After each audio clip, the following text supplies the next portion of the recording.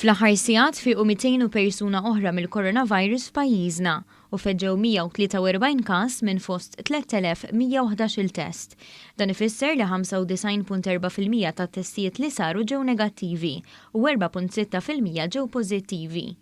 Sa issa fiċ-ċentri tat-testjar f'pajjiżna saru aktar minn 583,000 test. Mindu beda jingħata l-vaċċin kontra l-COVID-19 f'Malta, ngħataw 16,531 tilqima. Fl-aħħar 24 siegħa mitu wkoll tlieta anzjani nisa ta' 92 sena, 93 sena u 100 sena. Fil-bulettin mediku ta' kull nhar tal-ġimgħa, is-Supretendent tas-Saħħa Pubblika l-Professur Gawċi tat rendikont tal-istrateġija tat-tilqim f'pajjiżna.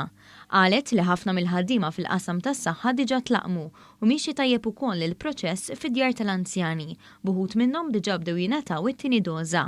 Ma dawn qed jitlaqmu wkoll l-anzjani fil-komunità li għandhom aktar minn 85 sena u dawk li għal xi raġuni ma rċevewx l-istedina qed iċemplu jingħataw appuntament. Mill-ġimgħa d-dieħla se jibdew jitlaqmu f'darhom l-anzjani li huma msieħba mal-KONTRA. It-tilqim qed jasal f'Malta kull nhar ta' tnejn u nofs il-kunsinja qed tinżamm biex tingħata t-tieni doża filwaqt il-kumplament biex jitlaqmu aktar nies skont l-istrateġija.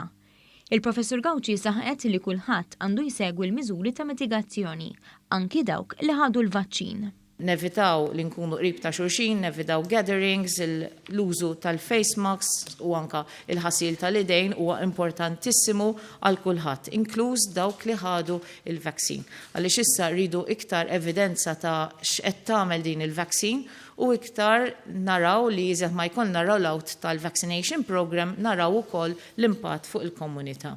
L-ikbar ammont ta' każijiet fejn ixterdu l-infezzjonijiet din il-ġimgħa kienu bejn il-membri tal-familja bi kważi 400 każ u fuq il-postijiet tax-xogħol 110 każijiet. Ikollna każijiet li wkoll ġieli jiżviluppaw sintomi, allura hemmhekk aħna nagħmlu rakkomandazzjoni li huma jagħmlu test la darba jiżviluppaw is-sintomi u l-aħjar żmien li inti tagħmel it-test jekk m'għandek l-ebda sintomi ta' xejn hija fuq il-fifth day, għaliex il-fifth day post exposure hija l-iktar ġurnata li hija komuni li jista' jibdew joħorġu wkoll ċertu sintomi.